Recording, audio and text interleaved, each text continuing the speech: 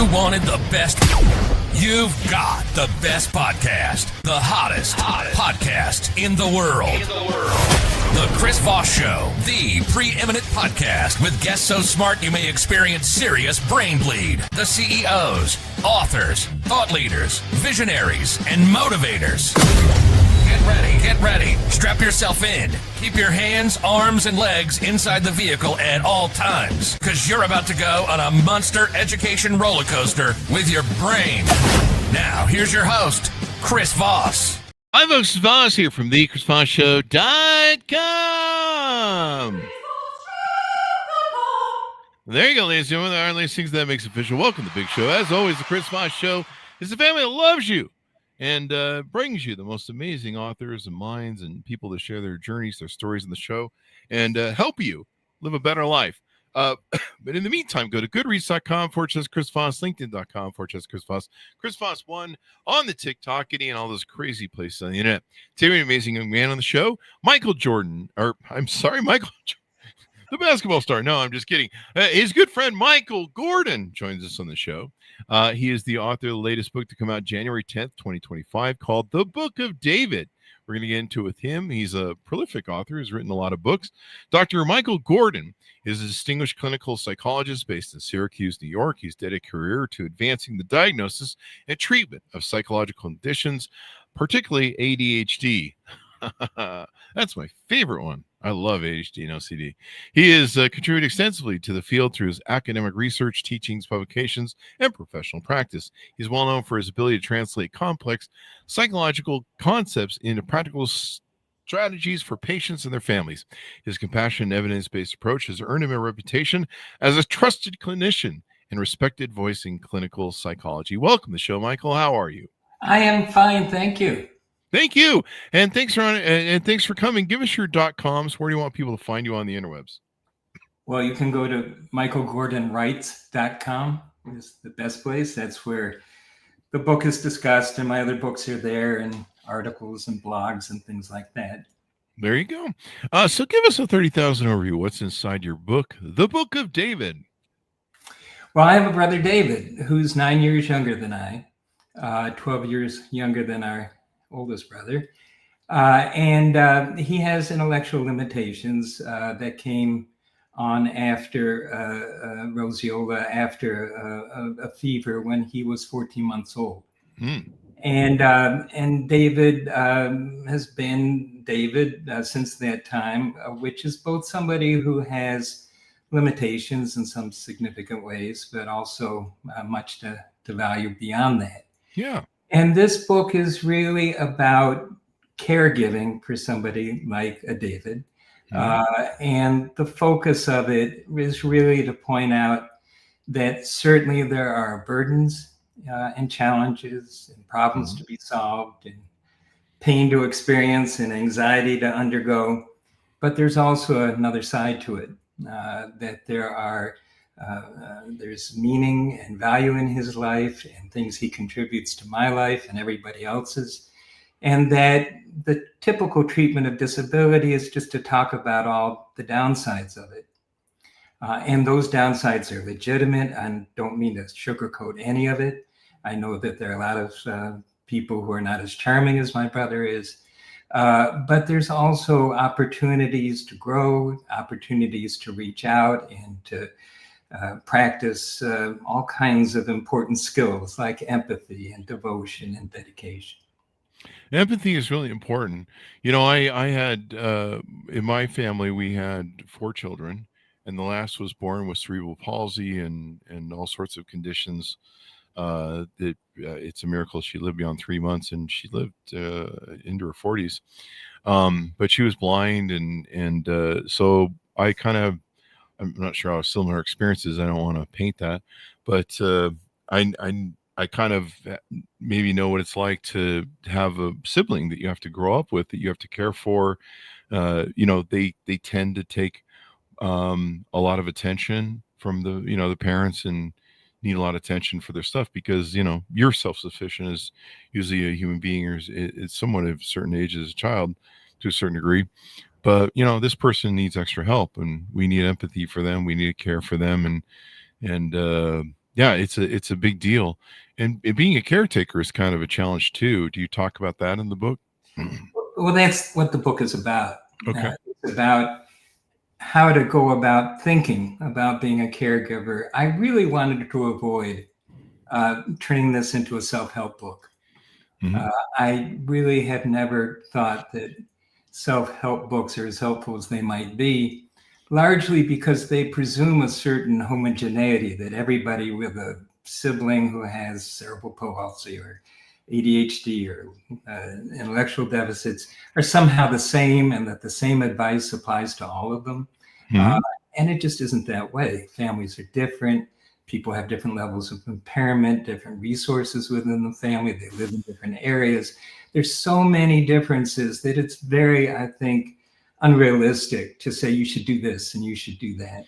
And so I try to avoid that and more just tell David's story and my story with David, and also as somebody who's worked with families with special needs individuals, just to tell the story and hope people get something out of it that they might find useful. If I've learned anything over time, particularly being a mental health provider, it's that people really don't want to be told what to do. Yeah. They might act like they want to be told what to do. They might think that that there's some expert who has the answer. But at the end of the day, if it doesn't fit for them, if it doesn't ring true, if that advice is not tailored to their needs empathically, then it doesn't go too far. Yeah. And so I've tried more with this book just to tell the story, acknowledging that it's unique Yeah. in a lot of ways, but also trying to broaden it a bit by talking about medical care issues and job issues and such. Tell me about your experience. What was it like? Now you said he was 12 years older than you, right? So he was an No, older David is 9 years younger nine than I nine am. years younger. Okay. So So what was he's that? What was that like? Experience that in life and coming to grips with it, and kind of settling in on what you needed to play a role in to help him. It worked out in a very sort of organic, natural way. I mean, it wasn't like one day David showed up and he had these issues. Hmm. He came as a little brother, and I was into caring for him and enjoyed it, and just found it kind of cool thing to do. Yeah, Being little brother. 9 years of age, and when things started to become obvious that he was going to be a bit different and have additional needs. It just was something our family just dealt with. Not Yeah. always so easily and not without a lot of frustration, but it was just something you needed to do. It was a very kind of natural process Hmm. where I just saw it as another problem to solve. I was always, even as a youngster, and it grew more as I got older, kind of a problem solving kind of person. Hmm. And for me, it was, all right, what do we do here? Yeah. How can I teach him to read? And it was a challenge, I guess, come to think of it. Yeah. And it just struck me as something you just did. I Yeah. didn't really kind of think about it in any rational way. If you love somebody, you care for them, and family's family. Yeah, Well, kind of. It depends on your family, I suppose. yeah. But Uh, Yeah, people go all sorts of different ways. Some people just accept it and move on and see it as something that is just part of being with somebody and loving somebody and having well, somebody in your family. Not everybody deals with it that way, though, unfortunately. Some people are more feeling burdened and upset and aggrieved by yeah, how events conspired to make it this way. A lot of people are really looking for ways to get out of that responsibility or not deal with it in a way that's productive. And so, mhm, while I think for many people they do what they need to do, some people need a little bit of encouragement. And some of that is just helping them not to be afraid of the circumstance, to yeah, understand it, to let it be known that you just don't fix these things, because that's how yeah. people mainly go into these kinds of problems. How do we fix it?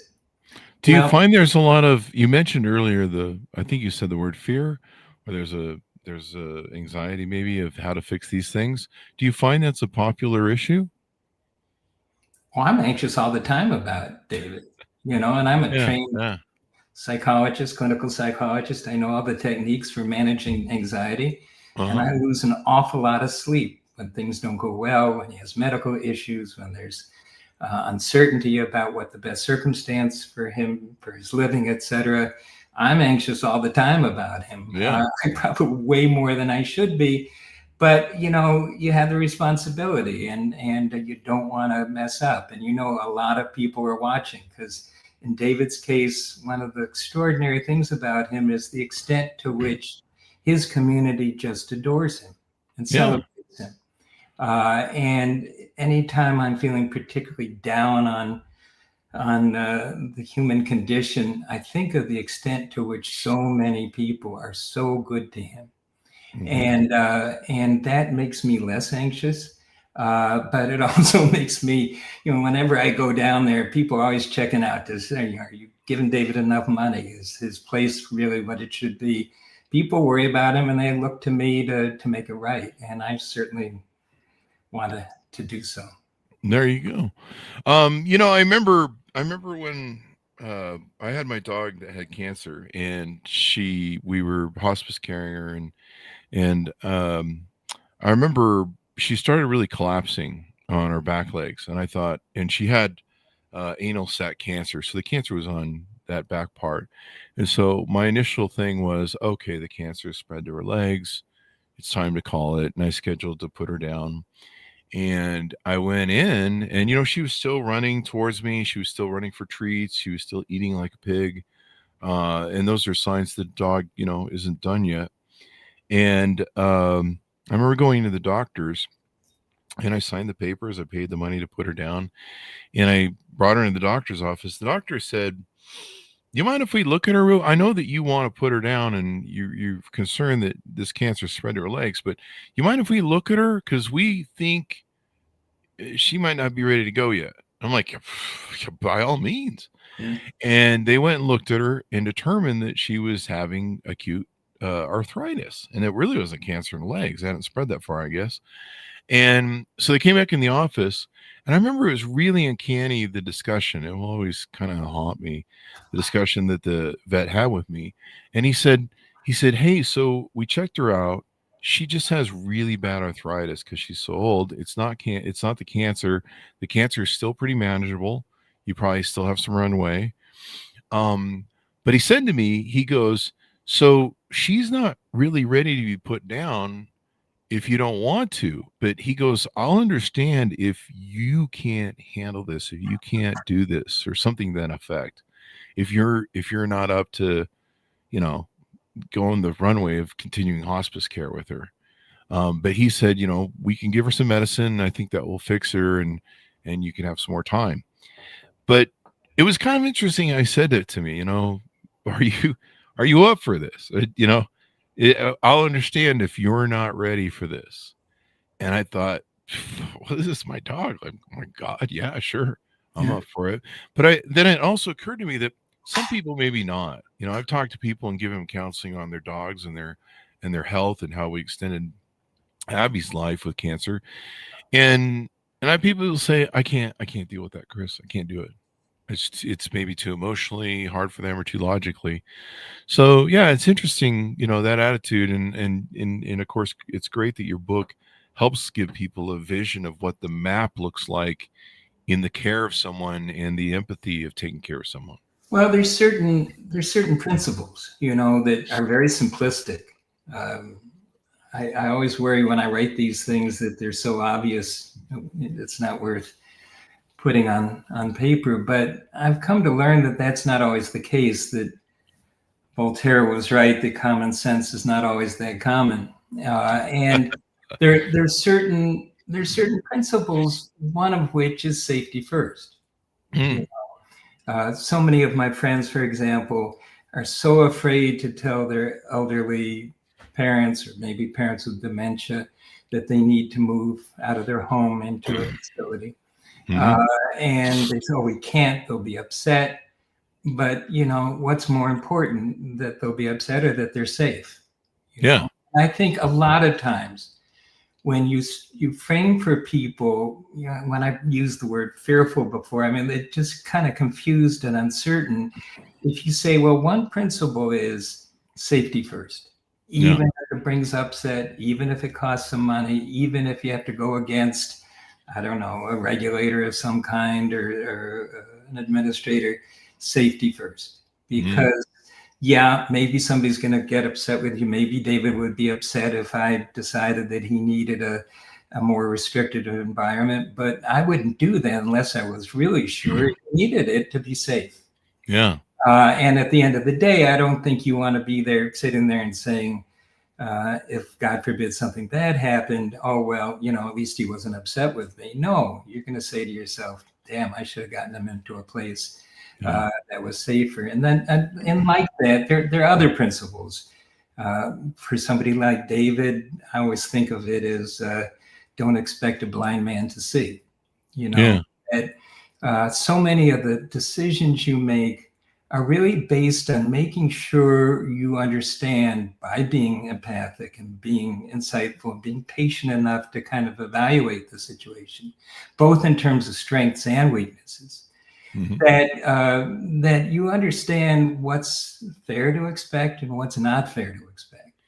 And too many people go in to fix things and putting people in a situation where they just can't do it. You're asking somebody who can't see to walk in a room full of furniture, and it doesn't work. It causes frustration for everybody, and people are well-meaning in that. But they set themselves up and they set the person up for a great deal of upset and pain. And so I find that if you're always asking yourself, am I asking him or her to do something he really can do? Great. Or might be able to do with help? Great. I don't mean in any way to shortchange somebody's opportunities to make progress and to do things and to learn and to advance. But there's usually a point of diminishing returns. And certainly with somebody with a disability, that point can happen pretty early. And so I used to have debates with my parents because they were so intent and kind of wreaking out every last ounce of academic achievement and attainment when it just wasn't working, and it was just causing a lot of frustration for everybody. And so I think principles like that are helpful. They're not always easy to figure out, but they kind of focus your attention. Yeah. And, seeing the big picture, seeing what people need, how they need it, and all that stuff is really important. I have a sister as a message. She's in a care center, and she has, the onset of dementia and failing mind, sadly, with all that goes with MS. And it's hard. And you try and keep them safe. I remember, like, this is 25 years ago. Yeah, 25 years ago, we used to have one of those, just an awful, I guess. Well, I don't know if they're awful. I shouldn't say that, but we used to have, a care center down the street from our office of folks who were probably dementia patients and other issues. And there was more than once that we found people out in the street that were from the clinic. I don't know, they needed something better to do, but safety is really important. And I've dealt with dementia, and I wonder it's not me yet. Maybe it is. I don't know. Mine's just brain damage. So from stupid people on Twitter. But no, mostly, they get confused when patients either have dementia or they have limited mental capabilities through whatever. They get confused, and so and that makes their condition far worse. It just exacerbates, I think, the situation. Correct? People. Look, let me put it this way. I'm from a family, David and I are from a family of very advanced, high achievers, MDs and PhDs and MBAs and all kinds of people who've done very well for themselves. And each one of us will say without hesitation and fully justified that David's the rock star of our family. Despite the fact that he's in the bottom 2-3% of intellectual ability, despite the fact that he's been a bagger at a grocery store, he is hands down far more beloved and adored, and probably sleeps better, seems just happier about life than any of the rest of us. And we've all done well, and we're all pretty well-adjusted people. Yeah. And it gets you to ask yourself, what makes for a good life? Is it a good life of being very bright and capable and all, having lots of money, etc.? Or is it a life that's filled with goodness? Is it a life where you are kind to people and people are kind to you? That you can show others concern and allow others to be concerned about you.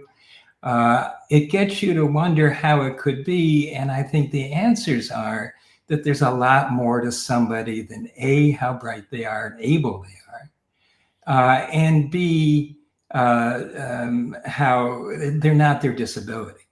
I mean, I think it's very important for people to realize that, David is David. He happens to have intellectual deficits, but he's David. He has a lot to offer. He's loving. He's a wonderful employee. He's just a great guy who has that. I mean, just because somebody has a disorder or a deficit doesn't mean that's their deficit. That's them. They are their deficit. It means that there's somebody who's got a certain challenge, but that doesn't necessarily mean that those limitations lead to a limited life. That because of X, Y, or Z disorder, that their life doesn't have value and meaning to it, because it does. Yeah.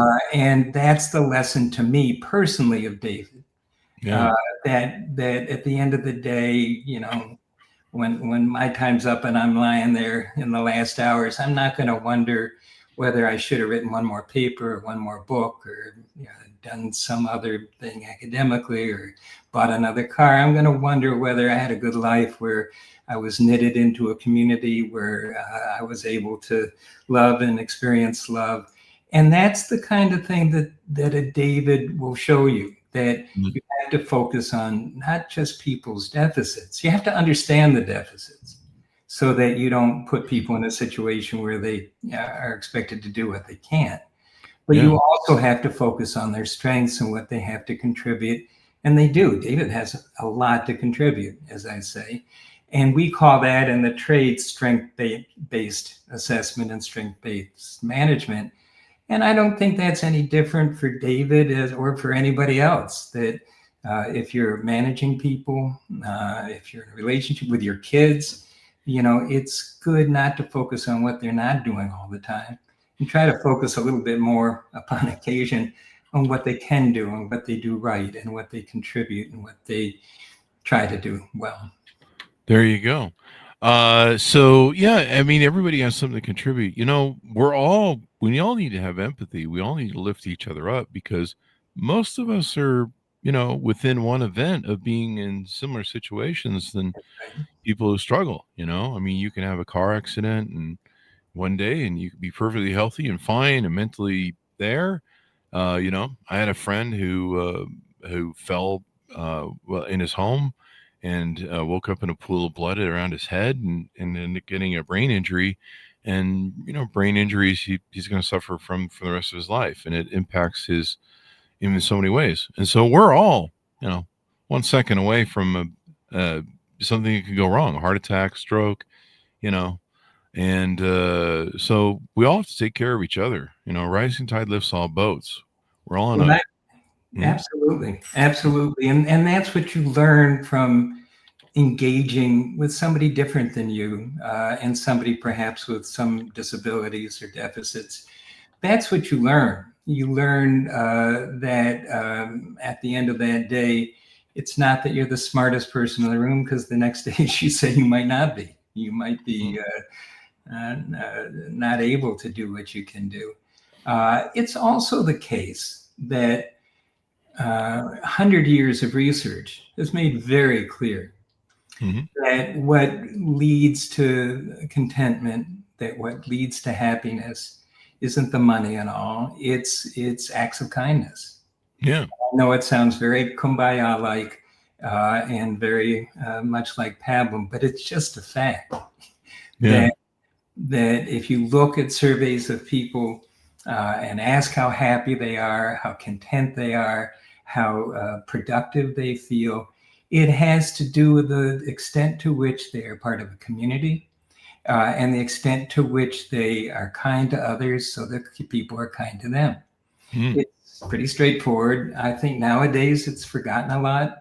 I think nowadays people are talking about, who has the most power and who's the smartest person and who's the best at this and the best at that. And I guess that's just humans being human, but it doesn't go too far. I think that if you think back, certainly when I think back on those parts of my life, I remember most vividly and warmly. It's not about the accolades. It's not about, the new car. It's about experiences with people who I'm close to or came to be close to. And I think it's easy to forget that in the hubbub. I think there's a reason why, for example, people get involved in faith-based organizations, because I think they need things to pull them away from the everyday focus on making it through the next meal, the next day, the next job, and thinking about what really is important to them in terms of what makes them feel best and most comfortable. Yeah, most definitely. Most definitely. With David, do you think that your career path was influenced by being David's brother? I have to think so. My career path was first influenced by not doing terribly well in organic chemistry and not following along some of the path in medicine. But no, I came to realize that my strengths were much more interpersonal in the interpersonal realm than otherwise in more scientific, traditional scientific kinds of things like organic chemistry. I also always loved working with kids. I think, though, because I worked with David from a very, very early time. And I also could see what a difference good care made, good education made, good medical care made, psychological services. And I, more than that, honestly, saw how destructive it can be when people are dealt with, people who have some special needs are dealt with poorly and without empathy. It was so hard. I trained mental health professionals for years. The ones who did well, even if they weren't from the best schools or were the sharp, are the ones who could establish a rapport, who knew how to engage people and such. I came to realize that there were an awful lot of people who were in David's schools and all, some who got it and really tried to connect with him and help him, but a lot just were playing the game. Yeah. And you see the impact that this has on families, on parents when they just feel they have no options, when they're up against bureaucratic barriers that are keeping their kids from getting the services they need. I saw that. And to answer your question, I'm sure that being David's brother led me down the path that I was, because it was very comfortable with something I knew and I thought was worthwhile and contributed in some way. There you go. There you go. Well, it's a beautiful story. I know you've cited to many things in our discussion about him in your book. What's your final goal that you lessons maybe or experience, or what do you hope people achieve as they walk away from your book and after reading it? Well, we all like to pretend that life follows a script, that you go to school and you meet somebody, you get married and have kids, whatever. And as you've indicated with your family and your friends and all, life doesn't follow the script. There's a famous Yiddish expression, man plans and God laughs. We all plan to have things a certain way. but it doesn't tend to work out that way in many instances. And because of that, as I mentioned at the beginning, you've got to be prepared to figure out how you would deal with that, what you would bring, how you would approach it. And my hope is that all that people take away with of import here is that these kinds of issues are manageable. If you give yourself a little bit of breathing space and are kind to yourself and don't expect to solve things in 20 minutes that might not be solvable in 20 years. I think that I hope that people see that if you go about it with thinking it through systematically, take a deep breath, talk to people, understand what the circumstance is, and plan accordingly, that it's manageable. Whether it's manageable for David and me and others working with David, whether it's for your sister, your friend who had the bleed, that the families just have to get past as soon as they can the trauma of it and the upset of it, and settle down and figure out, okay, what makes sense here. Yeah. And that doesn't come from being told, call up this doctor or go to this program. It comes from saying, all right, what are we going to do? How are we going to work this out? If you're within the family, apportioning roles, setting boundaries for those things, keeping communications open, and enlist as many people as possible to help along with that. So I think that as long as people realize that it's a manageable circumstance, and if it's not, at least you can try, and take it from that point. There you go. Well, now you in the book you also talk about his community and how it supports him, and I believe religion is a part of that. How important is this community? Tell us about that and some of the religious activities and needs that maybe people have in spirituality and special needs. Well, thanks for asking that, because that's the part that I find especially fascinating around David and his community. David, if you know David, you know that he lives to have something to do, to be busy, and to be around people. Yeah. Those two things. He wants a schedule. If you're not as swift as others, you can't predict as much, you can't anticipate as much. You just want to know what the deal is at any particular moment. What am I doing next? That's David's. What are we doing next? What's next? What's next? It drives you nuts, but it's how he wants to know what's happening. It settles him, it calms him, and he just loves being busy. And then he doesn't stay home unless he absolutely has to. He loves to be around people. Now you think about a circumstance that provides an infrastructure for somebody like David, where there are regular scheduled activities around people within a community. You're talking about religion. You're talking about the day-to-day practice. We happen to be Jewish. David goes to every holiday. He goes every Saturday, every holiday that there is. Every morning he goes and does the early morning, what's called a minyan, or the prayer meeting. He loves it. He loves every bit of it. Now, does he understand the theology of it? No.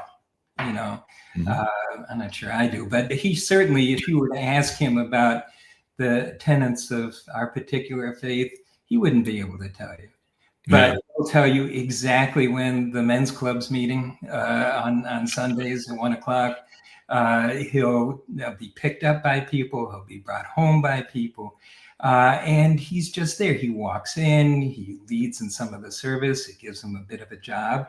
But those religious activities are very calming to him, and they give his life a structure. What I find interesting is the more I thought about it, I got to wonder whether that's not what it does for a lot of us. Whether or not we have IQs that are below typical, that leaving aside all the theological aspects of it and principles of it, that it does provide a certain blueprint for how you live your life day to day, and sets up some principles about what's important. But for David, it's about having a life where you have some predictability to what's going on. You're reading the same prayers, you're hearing the same melodies, you're around people who adore you and who love you and who care about you. And so religion for David is just extraordinarily important. He's belonged to as many as 4 different synagogues. Oh, really? I've paid all kinds of dues for that. He's also been known to go to the Baptist church for their chicken barbecue, but he finds that pointing direction for him in terms of day-to-day life. As I say, I don't know how it is for others, but I have to imagine that it's a stress reducer for a lot of people. Yeah. Community is really important in our human abilities and thriving. What's that now? Community is really important in our human thriving. Yeah. And, you look at the data on children who adjust well or don't adjust well. One of the number one predictors of a protective factor for somebody adjusting is whether they've lived in a community for more than a few years. In other words, that they feel a part of a community. Interestingly enough, and to me, one of the most remarkable research findings that's been validated or verified several times is along those same lines. That they're known as the Maui studies. They looked at children who had been through particularly horrendous circumstances, and they tried to identify what predicted who came out from it with resilience and came out with it okay, and who didn't. And there was one finding that just stood way beyond everything else, and that has to go with socioeconomic status and everything else. And that is that the kids who made it through relatively unscathed were those kids who found somebody who cared about them. One person for even a brief period of time who cared about them, who showed them some love and some consideration. And oftentimes that was somebody within their faith community. And so I think there's a lesson there. I think that there's a lesson that speaks to the importance of community, that speaks to the importance of feeling that you deserve to be loved and to love. And I think that religion, with all the things that it can lead to that might not be so positive, for a lot of people provides that kind of framework that gets them to focus on that and to feel that they should love and can be loved. Yeah. Everyone should be loved and can be loved. And I mean, it's just real important stuff there.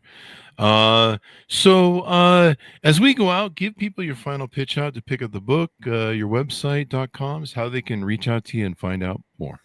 Well, you can get the book on where you get the books, Amazon.com. You just look for The Book of David by Michael Gordon.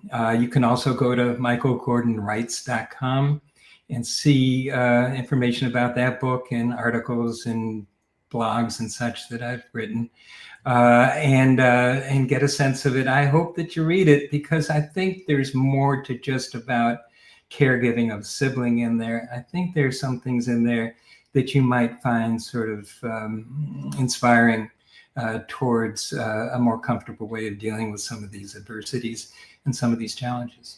There you go. There you go. Well, it's been wonderful to have you on. It's been a great reminder to us, Michael, of how we need to be empathetic to each other, how we need to care for each other, and, how we need to remember that it can be us in a moment. I owned a mortgage company for a lot of years, so I dealt with people making a lot of financial decisions. I owned it for 20 years. And so I dealt with people making financial systems, financial adjustments. Sometimes they were putting grandma or grandpa into the home, and, we had to do the titling and changes over. So I would witness a lot of that, divorces and things like that. But, sometimes there were people who their house had been gifted to them through certain titling projects because they had MS or they had some sort of mental or physical disability. And so they need to be guaranteed that they were taken care of. But then when that house if they would pass, the house and assets would go to the other family members and different titling structures, things. So I got to witness a lot of stuff, and I mean, disturbingly, there wasn't a lot of sympathy, sometimes an empathy, sometimes a lot of greed. Like, well, grandma's kind of, she's not fully there, but and I would talk to grandma and I'd be like, grandma's fully there. Yeah. I mean, we're all a little slow. I'm 57. I'm slowing down a little bit. Sometimes the sparks don't, hit the wires right. So Just wait. thanks, but yeah, yeah. It's one of the things I've learned. If we have a couple more minutes, yeah. One of the things that was most meaningful to me about being with David, but also being with a family member who had dementia, progressive, for a long time. I remember so vividly cooking a meal. I like to cook for her, and spending all kinds of time. And of course, you know how this story goes. She would eat it and enjoy it. And then 5 minutes later, asked when we were going to eat again, and didn't remember it. And that got me thinking a lot. And like you're talking about the people who are talking about grandma, it got me thinking a lot about, well, what does it mean if somebody isn't fully compos mente, if they're not fully able and focused? Does that mean you just ignore them? Does that mean that if they don't have a memory of it, it didn't happen? Or does it mean, in a kind of a Buddhist way, does it mean that really it's about the moment? It's about the moment that she was eating it. We were together. We were having our meal together. And at that moment, she felt good and she felt cared for and she felt nourished. Is that enough to justify the work? Well, I think it is. I think people take the easy route out when they say, well, they're not going to remember it anyhow. Well, babies don't remember stuff. We still take care of them, Why? True. Because you hope that experience of being enveloped in some degree of care and nurturance is going to have some impact. And I think it goes for people like my relative with dementia. It certainly goes for David. I mean, David so appreciates any kindness that you show his way. And he might not always remember all of it. He might not get the subtleties of it, but he appreciates at the moment the joy of being together or whatever we may be doing. And I don't think it hurts for people to keep in mind that we're really about the moment. Whether we can live in the moment or should live in the moment, that's a matter of great debate. But it certainly is a way of trying to understand that you can expend energies, you can care about somebody, and even if they don't know it or don't know it for long, it has value because it gives their life a sense of value and meaning as well. Most definitely. Well, it's a beautiful message, Michael, and we all need to be better to each other because, like I say, we're I sometimes feel like I'm a Superman and I can't miss, and sometimes I fall down and I'm not perfect, and sometimes I need help. I need other people to jump in, or I need, sometimes you just need that person to call you and be like, "Hey, man, you okay over there?" Yeah. And we all need that, and we're all usually one moment, one instance. Life can change in an instant. You can be hit by lightning, hit by a car, and it can be over fast too. So, that's the reason we need to carry each other through this life, And it's the reason why, if let's say we get hit by the car and don't live through that, what we'll be remembered for likely is those moments of thoughtfulness and kindness and decency, more than anything we did in particular, at least by people close to us. They're going to memorialize us, I hope, as good people, as opposed to a good, professor or doctor or anybody else. Yeah. There you go. Well, thank you very much for coming on the show. We really appreciate it, Michael. I appreciate it too. This has been a lot of fun and very interesting. Yes, so and good, and hopefully we help lead a lot of people and teach them and help them be better too as well. So order the book, folks, wherever fine books are sold. It is entitled "The Book of David," out January 10th, 2025, by Michael Gordon. Thanks very much for tuning in. Go to goodreads.com/Chris Voss, LinkedIn.com/Chris Voss, Chris Voss one on the TikTokity and all those crazy places on the internet. I must be going crazy. Anyway, guys, thanks for tuning in. Be good to each other. Stay safe. We'll see you guys next time. And that should have us out, man. Great show. Wonderful job.